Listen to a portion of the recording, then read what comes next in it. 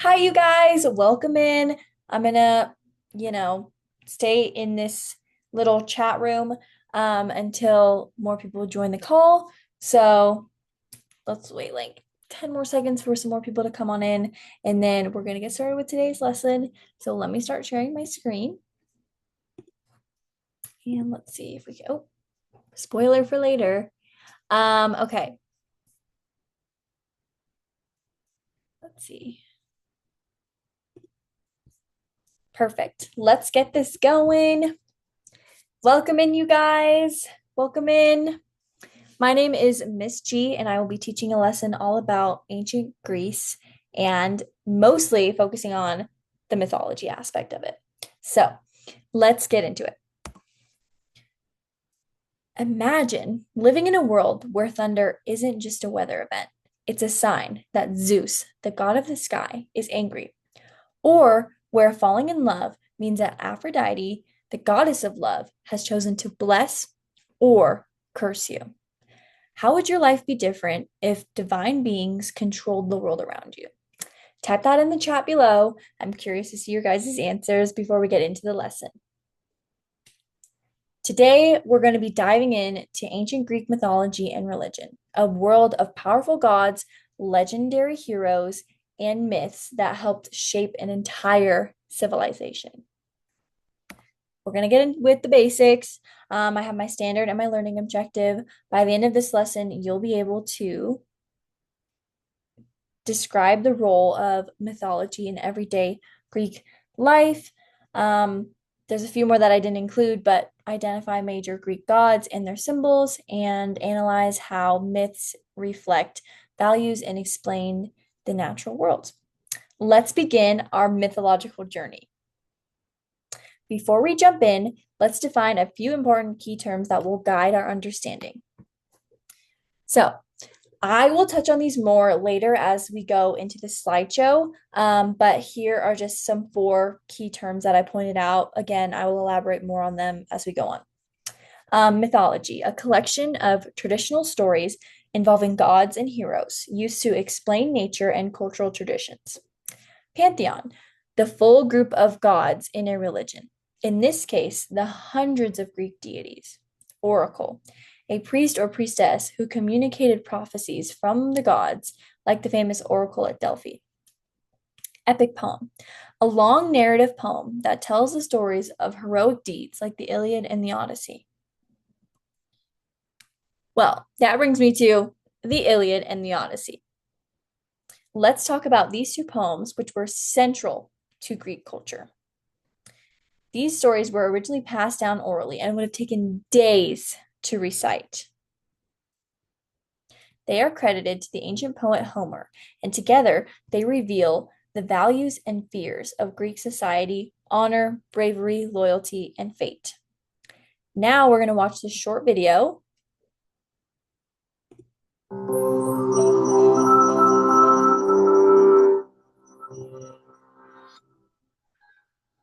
A close encounter with a man-eating giant, a sorceress who turns men into pigs, a long-lost king taking back his throne. On their own, any of these make great stories, but each is just one episode in the Odyssey, a 12,000-line poem spanning years of ancient Greek history, myth, and legend. How do we make sense of such a massive text that comes from and tells of a world so far away? The fact that we can read the Odyssey at all is pretty incredible, as it was composed before the Greek alphabet appeared in the 8th century BCE. It was made for listeners rather than readers, and was performed by oral poets called rhapsodes. Tradition identifies its author as a blind man named Homer, but no one definitively knows whether he was real or legendary. The earliest mentions of him occur centuries after his era, and the poems attributed to him seem to have been changed and rearranged many times by multiple authors before finally being written down in their current form. In fact, the word rhapsode means stitching together, as these poets combined existing stories, jokes, myths, and songs into a single narrative. To recite these massive epics live Rhapsodes employed a steady meter, along with mnemonic devices like repetition of memorized passages or set pieces. These included descriptions of scenery and lists of characters, and helped the rhapsode keep their place in the narrative, just as the chorus or bridge of a song helps us to remember the next verses. Because most of the tales were familiar to the audience, it was common to hear the sections of the poem out of order. At some point, the order became set in stone, and the story was locked into place as the one we read today. But since the world has changed a bit in the last several thousand years, it helps to have some background before jumping in. The Odyssey itself is a sequel to Homer's other famous epic, the Iliad, which tells the story of the Trojan War. If there's one major theme uniting both poems, it's this: do not, under any circumstances, incur the wrath of the gods. The Greek pantheon is a dangerous mix of divine power and human insecurity, prone to jealousy and grudges of epic proportions. And many of the problems faced by humans in the poems are caused by their hubris or excessive pride in believing themselves superior to the gods. The desire to please the gods was so great that the ancient Greeks traditionally welcomed all strangers into their homes with generosity, for fear that the strangers might be gods in disguise. This ancient code of hospitality was called xenia. It involved hosts providing their guests with safety, food, and comfort, and the guests returning the favor with courtesy and gifts if they had them. Xenia has a significant role in the Odyssey, where Odysseus in his wanderings is the perpetual guest, while in his absence, his clever wife Penelope plays nonstop host. The Odyssey recounts all of Odysseus's years of travel, but the narrative begins in medias res, in the middle of things. 10 years after the Trojan War, we find our hero trapped on an island, still far from his native Ithaca and the family he hasn't seen for 20 years. Because he's angered the sea god Poseidon by blinding his son, a Cyclops, Odysseus's passage home has been fraught with mishap after mishap. With trouble brewing at home and gods discussing his fate, Odysseus begins the account of those missing years to his hosts. One of the most fascinating things about the Odyssey is the gap between how little we know about its time period and the wealth of detail the text itself contains.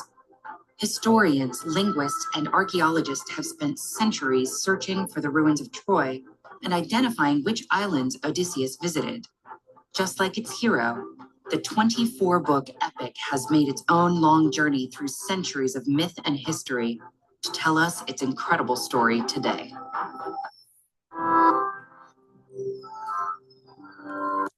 Okay, I hope you guys liked that video. Just to recap, just to recap, the Iliad and the Odyssey are two epic poems that were passed down for generations through oral storytelling. An epic poem is a narrative poem about a heroic theme. Like was mentioned in the video, the Iliad is about the final weeks of the 10-year-long Trojan War. And the Odyssey tells the long story of Odysseus' journey travel home to Ithaca. This is Homer, who is an ancient Greek poet who is credited as the author. But like the video says, we don't exactly know if he's real or fake, but a lot of people credit him as the one and only author. Now we're going to dive into my favorite part, arguably of the whole entire lesson, is the Greek mythology aspect and, of course, religion. So, the ancient Greeks were polytheistic, meaning they had many gods. Their religion affected every aspect of society. Religion was deeply woven into Greek life. Greeks sought divine answers to life's biggest questions, from war and weather to marriage and farming, by consulting oracles. The most famous, Oracle at Delphi, a priestess who would enter a trance and deliver messages from Apollo. Now we're going to watch this video because they do a way better job at explaining it than I do. So, but I went here last summer and it was the most amazing experience. So I really wanted to highlight this because I feel like it's just not honestly shown that much when talking about Greek history. So here we go.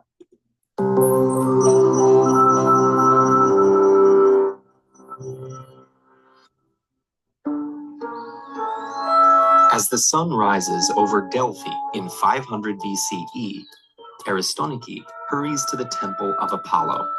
Like all Greeks, she's known the legend of Delphi since childhood. Two eagles released by Zeus from opposite ends of the earth met on the slopes of Mount Parnassus, identifying Delphi as the center of the world.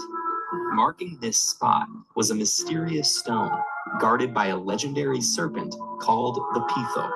But when Apollo killed the Pytho, he made Delphi his home, establishing the city as the best place in the world to seek guidance directly from the god of prophecy. Well, almost directly. At any given time, a single oracle known as the Pythia communicates Apollo's will.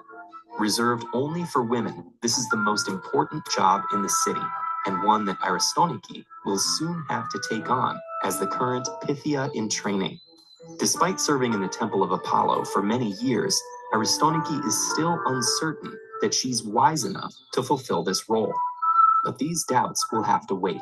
Today she'll be shadowed by officials from the city's governing council.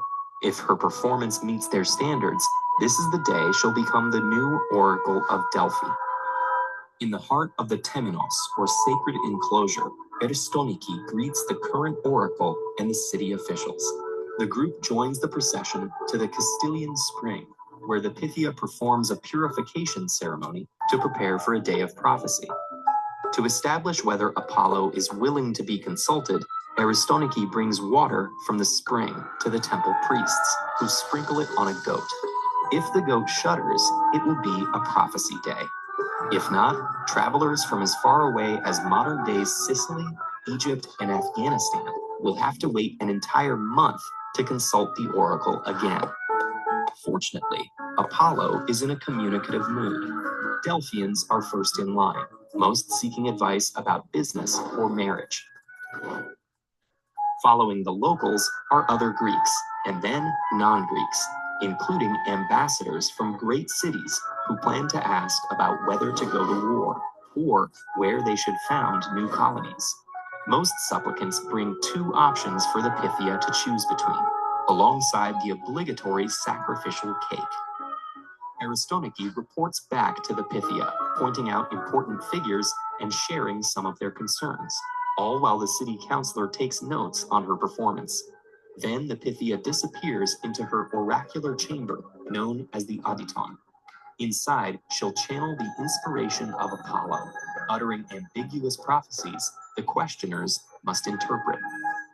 The Auditon is the one place in the temple Aristonyche isn't allowed to go. So while consultations continue, the oracle in training sets off to collect wood for the temple's eternal flame. While gathering branches from the sacred laurel trees, Aristonyche spies wealthy Greeks training for the upcoming Pythian Games. Second in importance only to the Olympics, these games bring great riches and attention to Delphi. Typically, Aristonyche would pause to admire the athletes, but today she's more focused on impressing her observer.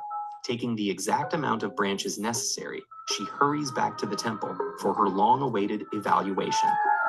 The counselor who shadowed her shares his notes with the other officials, and after a brief discussion, their leader nods. He endorses Aristonyche as the new oracle, and the Pythia offers Apollo's blessing on their verdict.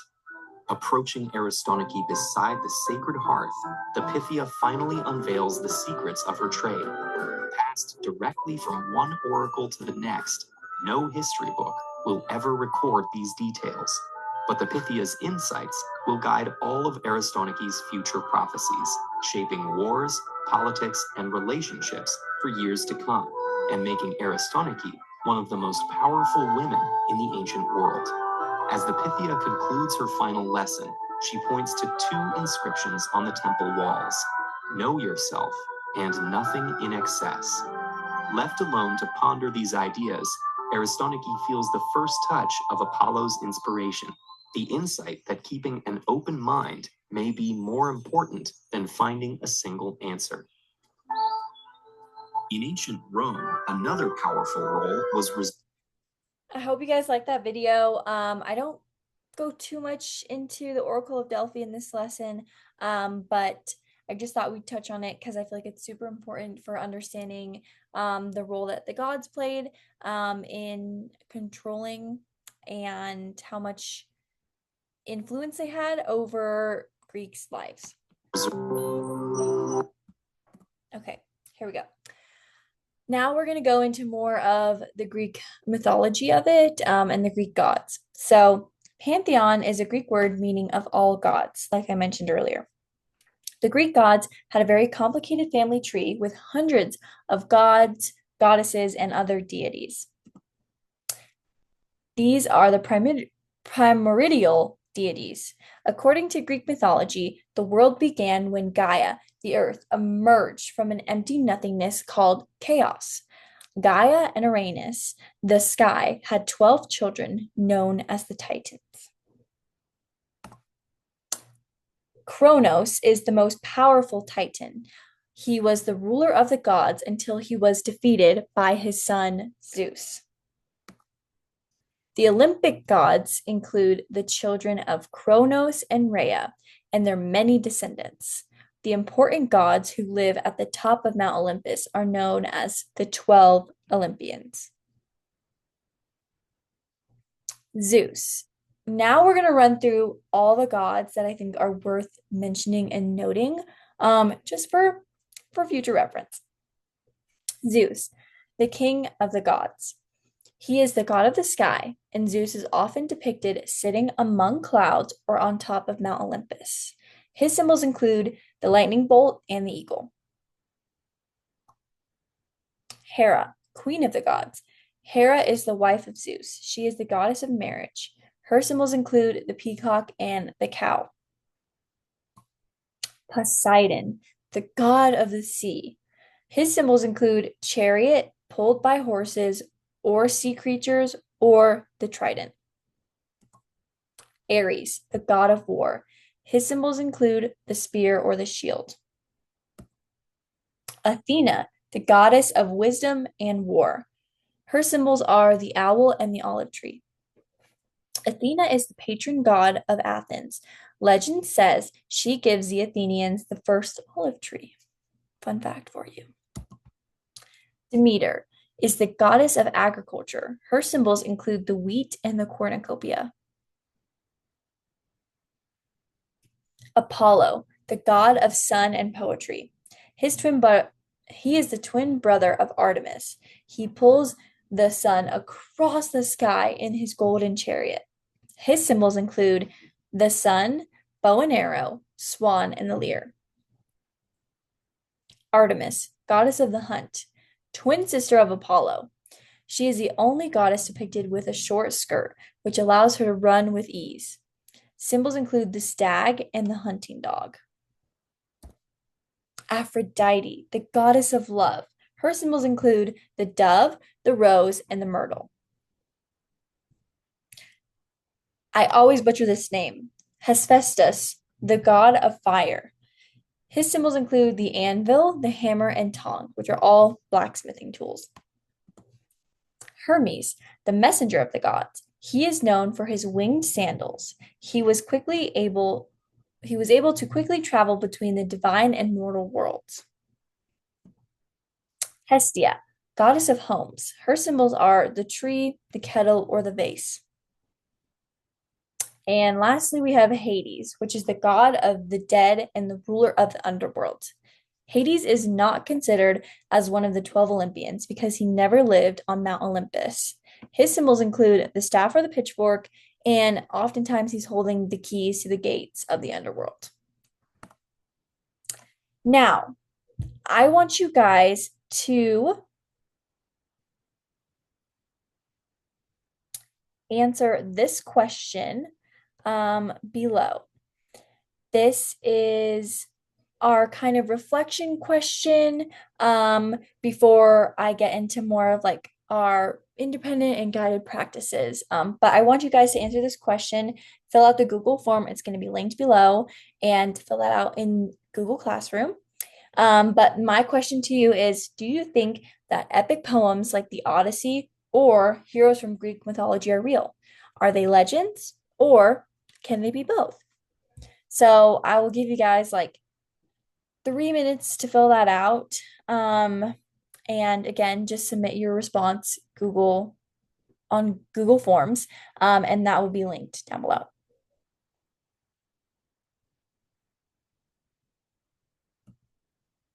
Perfect. What if some myths had scientific roots? Could the Odyssey describe real places and natural phenomenon just told in mythic form? Well, we're going to watch this quick video before we get into the rest of the lesson, and let's see if that answers that.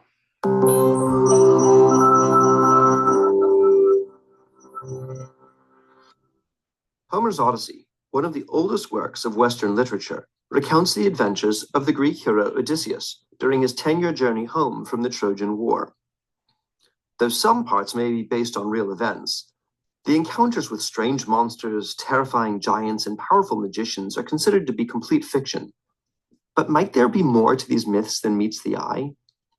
Let's look at one famous episode from the poem. In the midst of their long voyage, Odysseus and his crew find themselves on the mysterious island of Aeaea. Starving and exhausted, some of the men stumble upon a palatial home, where a stunning woman welcomes them inside for a sumptuous feast. Of course, this all turns out to be too good to be true. The woman, in fact, is the nefarious sorceress Circe, and as soon as the soldiers have eaten their fill at her table, she turns them all into animals with a wave of her wand. Fortunately, one of the men escapes, finds Odysseus, and tells him of the crew's plight. But as Odysseus rushes to save his men, he meets the messenger god Hermes, who advises him to first consume a magical herb. Odysseus follows this advice, and when he finally encounters Circe, her spells have no effect on him, allowing him to defeat her and rescue his crew. Naturally, this story of witchcraft and animal transformations was dismissed as nothing more than imagination for centuries. But in recent years, the many mentions of herbs and drugs throughout the passage have piqued the interest of scientists, leading some to suggest the myths might have been fictional expressions of real experiences. The earliest versions of Homer's text say that Circe mixed baneful drugs into the food such that the crew might utterly forget their native land. As it happens, one of the plants growing in the Mediterranean region is an innocent-sounding herb known as jimson weed, whose effects include pronounced amnesia. The plant is also loaded with compounds that disrupt a vital neurotransmitter called acetylcholine. Such disruption can cause vivid hallucinations, bizarre behaviors, and general difficulty distinguishing fantasy from reality. Just the sorts of things which might make people believe they've been turned into animals. Which also suggests that Circe was no sorceress, but in fact a chemist who knew how to use local plants to great effect. But jimson weed is only half the story. Unlike a lot of material in the Odyssey, the text about the herb that Hermes gives to Odysseus is unusually specific. Called moly by the gods, it's described as being found in a forest glen, black at the root, and with a flower as white as milk. Like the rest of the Circe episode, moly was dismissed as fictional invention for centuries. But in 1951, Russian pharmacologist Mikhail Mashkovsky discovered that villagers in the Ural Mountains used a plant with a milk-white flower and a black root to stave off paralysis in children suffering from polio. The plant, called snowdrop, turned out to contain a compound called galantamine that prevented the disruption of the neurotransmitter acetylcholine, making it effective in treating not only polio, but other diseases such as Alzheimer's. At the 12th World Congress of Neurology, doctors Andrea Patakis and Roger Duvasin first proposed that snowdrop was in fact the plant Hermes gave to Odysseus. Although there is not much direct evidence that people in Homer's day would have known about its anti-hallucinatory effects, we do have a passage from 4th century Greek writer Theophrastus stating that moly is used as an antidote against poisons. So, does this all mean that Odysseus, Circe, and other characters in the Odyssey were real? Not necessarily. But it does suggest that ancient stories may have more elements of truth to them than we previously thought. And as we learn more about the world around us, we may uncover some of the same knowledge hidden within the myths and legends of ages past. Okay, I love that video. It's kind of hard to follow if you're not a sciencey person like myself. but I just think it does a great job highlighting kind of the science behind it and just, not necessarily myth busting a myth, but I just love that video. Okay. Now we're going to move on to our independent practice, which is create your own God activity. Use the template provided, digital or paper. It's going to be linked in Google Classroom to invent a God of your own. Let's think like the ancient Greeks. On your sheet of paper, think of what you would want either you as a Greek god to look like or create a Greek god or goddess of your choosing. That can be what are their symbols? How are they recognized? What do they protect? Where are they worshipped? And what do they do? Again, this will be linked down in Google Classroom.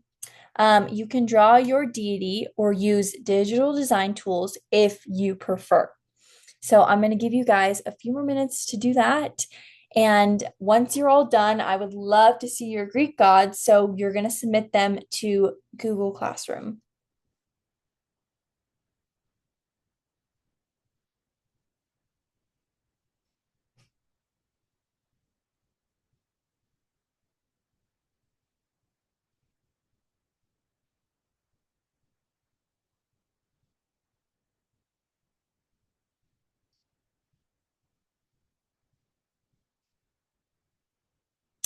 Great, you guys. Those look fantastic.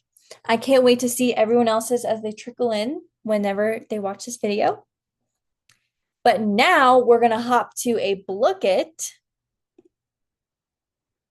which is how I want to test your guys' skills and what you know. So we're going to play an interactive review game called Blook It. You're going to open your browser and go to www.blookit.com/play. So let's do that.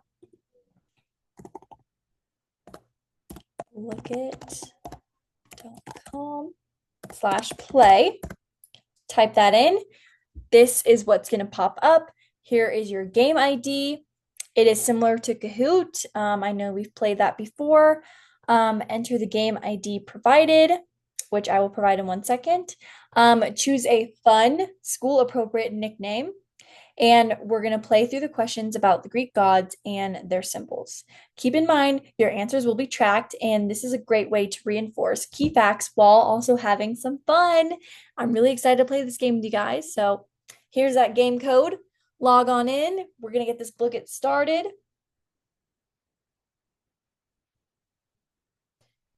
Perfect. Keep logging on in, you guys. We got this.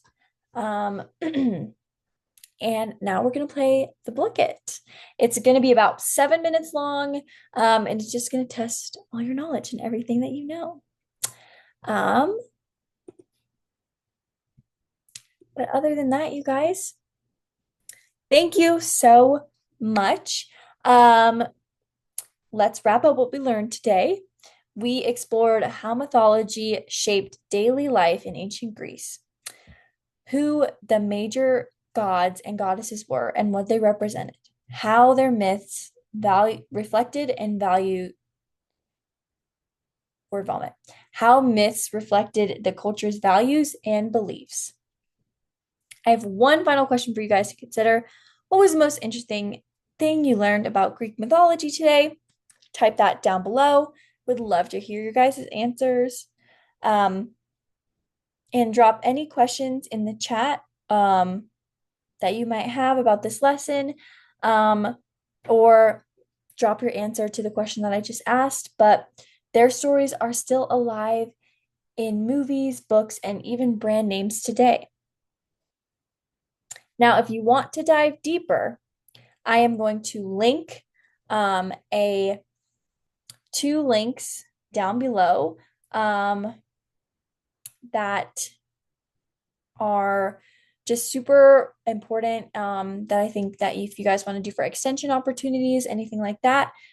So I have an exploration of an interactive timeline of Greek myths, which I highly recommend. It is awesome.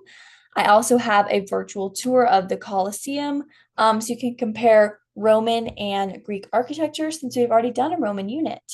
and the peak of the Roman Empire. So I would love for you guys to compare and contrast your answers and just kind of see. Bonus challenge, research how a Greek god is still represented in pop culture today. Nike, anyone? Anyways, just love that little fun fact for you. But thank you guys so much for exploring the world of ancient Greek religion and mythology with me. See you guys next time. This is Miss G signing out. Bye, you guys. See ya.